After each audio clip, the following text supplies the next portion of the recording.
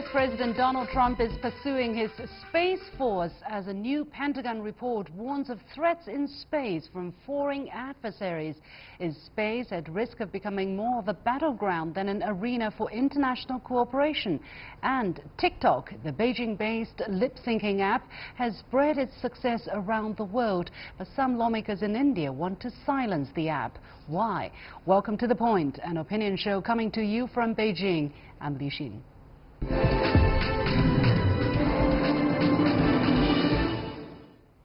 Will space become the next battleground for humankind? On Tuesday, U.S. President Donald Trump signed a directive which would make the Space Force the sixth branch of the U.S. military. Although the plan still needs to be approved by Congress, it aims to maximize the U.S.'s war-fighting capability in space and protect national security, according to the White House. Earlier this month, the Pentagon released a report highlighting threats to the U.S. in space, noting that both Russia and China are probably pursuing laser weapons to disrupt, degrade or damage satellites and their sensors, among other offensive actions. What ignited this U.S. captivation with an army in the cosmos? How are other major countries such as Russia and China approach their space visions differently? And should we be inspired by the innovations to come or concerned? Joining me for the discussion are in the Beijing studio Professor Zhang Junshe, Vice President of the China Naval Research Institute, and Professor Dennis Wilder from Las Vegas, Professor of Practice at the School of Foreign Service at Georgetown University. Gentlemen, welcome to The Point. Professor Wilder, let me go to you first. Now, President Trump has been trying to establish his Space Force since last year, and as I said, he just signed the Space Policy Directive 4. What would such a Space Force do? Why is it different from the Space Command that is already existing under the Air Force, which has been in place since the 1980s? Well, thank you. I think what the President is trying to do here is give a great deal more emphasis to our space development of our space military capability. Right now, the Space Command, some people argue, is a stepchild of the Air Force. In other words, because it serves the Air Force's needs, it doesn't get the priority. They don't have the integration across the U.S. government that they want to have across the services. And so the concept of a Space Command, which I have to tell you is controversial, and many in Congress wonder whether it's worth the money to establish a new Space Command. But the concept of a new Space Command is this desire to bring together all of America's military capabilities into one service arm that would be equal to the other service arms of the Army, Navy, Air Force, the United States Coast Guard, and the Marines. Okay. Well, in the directive, there are several mentions of foreign adversaries or competitive adversaries. Who is he talking about? Obviously, he's not talking about ETs. And is he right to think that U.S. national security is being threatened in space? Professor Wilder. Sure. Well, the intelligence and the Defense Department has just put out a report on this, shows that countries like China and Russia have aggressive programs to build space weapon systems. These would be a combination of systems on the ground, laser systems, for example, to blind satellites or to degrade satellites. And then there are also programs that we know of underway that would actually put weapons in space. Remember that the UN ban on space-based weapons only covers weapons of mass destruction. It does not actually ban anything but nuclear weapons and other WMD in space. So at this point in time, it is perfectly legal for countries to develop these capabilities. The United States has noted those developments. China, after all, in 2007, actually shot a missile into space and destroyed one of its own satellites. So the capabilities are there for space-based warfare. and the United States wants to be prepared for that. All right. Well, we have just been joined by Professor Alexander Lukin, head of the Department of International Relations at the Higher School of Economics. And I'll go to Professor Lukin in just a moment, but let me go to Professor Zhang Junshe here. You have heard what Professor Wilder talk about the activities that has not been prohibited by international declaration, let's say, or resolution that could really pose a threat to the U.S. in space. Is that true, what China has been undertaking? And also this news about China launching a rocket to destroy a satellite in 2007. Does that really mean that China is really actively undertaking a program that could endanger the U.S. national security in space? No, I think it's not true.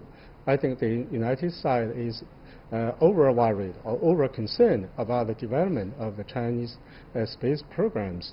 Because first, I think the Chinese intention about the space programs, space projects, is to peacefully utilize the space.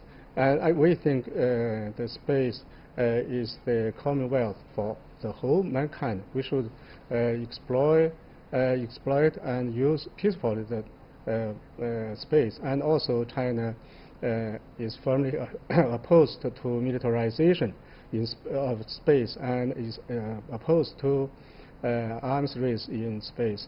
Second, I think technically speaking, China lags far behind the United States. And so first, we know that the United States has landed on the moon by its manned spacecraft in the 1960s. So after 50 years, China still is far from that point. And also the space station, also space shuttle, the United States has developed. China is far from this point. So I don't think China poses a threat to the United States. So I think the Trump administration's space project is just like their project plans in other domains, in the sea, on the sea, in the air, and they are trying to obtain absolute security over other countries. Professor Lukin, what is the Russia perspective? How does Russia look at the U.S.'s intention to set up a space force and using Russia as the reason why they want to do that? Well, I think President Putin said very clearly during his address to Parliament that Russia does not want to militarize space, but because the United States is doing it, it also has to do it, and it also will answer somehow, and will start some specific projects on that. But the problem is that the general mood now is very bad because of the United States behavior, not in the space field, but generally the military field, because it's withdrawing from all kinds of agreements. I mean, my American colleague just said that the American program is reaction to some Russian programs. But what people do when they see some kind of disagreement, usually they talk about it. The problem is that President Trump and Americans in general, they don't want to talk. They don't want to reach or to reach some kind of agreements on anything. We heard the address of President Trump, who said that we are going to, like, who was boasting that the United States is going to win the arms race, that they are going to over-invent everyone, or whatever he used, that they are going to overspend everyone. Well, let's wait and see. I know one country which kind of stretched its capabilities, which wanted to be the first country in the world militarily, and then it collapsed.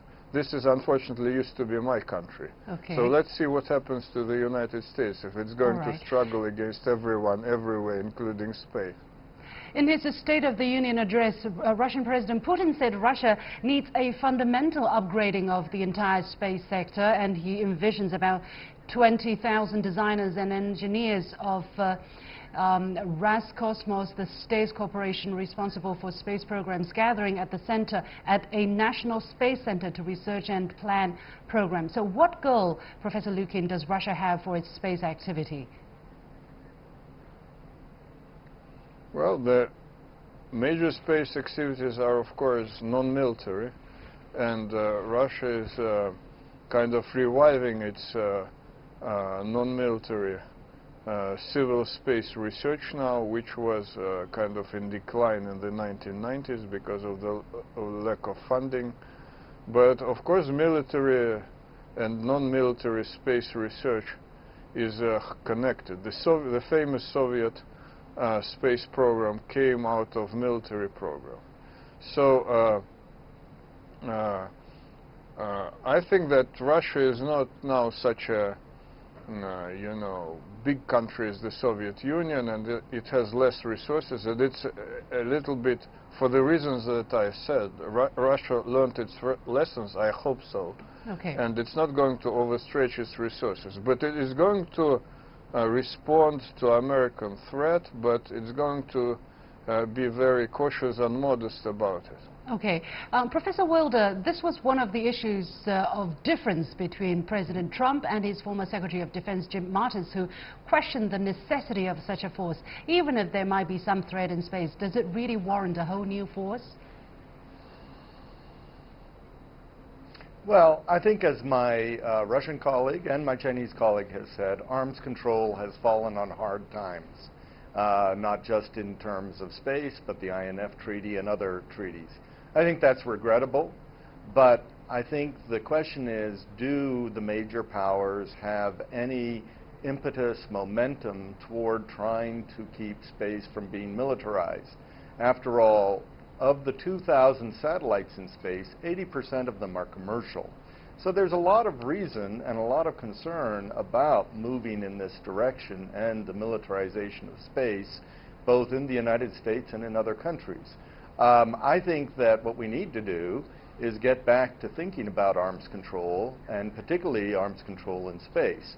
And I think there are many Americans who are a little bit worried that moving toward a space command means that we're accelerating a process that we probably ought to think very hard about, because the militarization of space can be a very devastating thing if we ever fight some sort of conflict in space. Professor Zhang, what is China's position on this issue? Will China be forced to also set out some kind of reaction, some kind of answer to the U.S.'s move? Well, I agree with our American counterpart, American friend. He just says that he talked about the harmness or the damage of the militarization of space. So China is firmly opposed to militarization of space, and China will not develop, will not focus on the development of the space weapons. I think up to now, actually, China is at the initial stage of its space development. We are just want to follow the United States and Russia, and sometimes in peacefully using the space. We are not actually developing any weapons directed at space. We see that maybe in the future China will develop some more spacecraft that can land on the moon, just like the United States and Russia, and then we can cooperate with other countries, including the United States. And we can see that the Chang'e 4 probe also cooperated very well with the United States and other countries. Okay. Many thanks to my guests, Professor Zhang Junshe, Vice President at the China Naval Research Institute, Professor Alexander Lukin, Head of the Department of International Relations at the Higher School of Economics, and Professor Dennis Wilder at the School of Foreign Service at Georgetown University. We'll take a short break, and when we come back, the wildly popular Chinese lip-syncing app TikTok is music to many Indians' ears, but some Indian lawmakers are saying the app is off-key. What's behind the complaints? Stay with us.